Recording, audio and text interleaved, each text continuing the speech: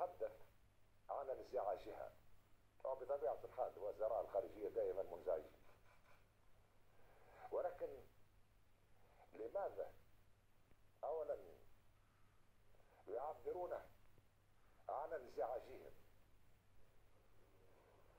والحال يتعلق بالدعوة إلى حرب أهلية وتم تطبيق القانون من قبل قضاة شرفاء؟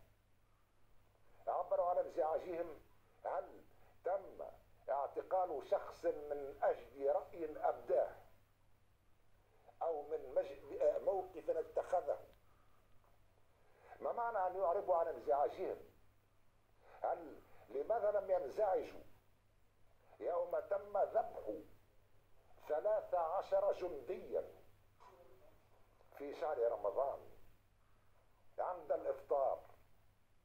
في ذلك الوقت لم ينزعجوا. لماذا لم ينزعجوا بنفس هذه الدرجة من الانزعاج بعد تفجير حافلة الأمن الرئاسي؟ لم ينزعجوا. وهذا التدخل السافر في شؤوننا غير مقبول.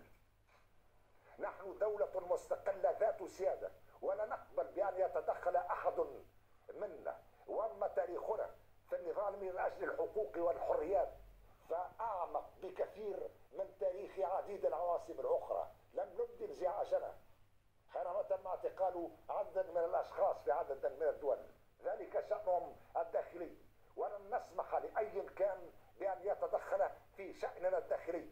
لسنا دولة مستعمرة ولا دولة تحت الوصاية، ومن أراد أن ينزعج لصداقة تربطه بشخص معين فصداقته في إطارها والدولة في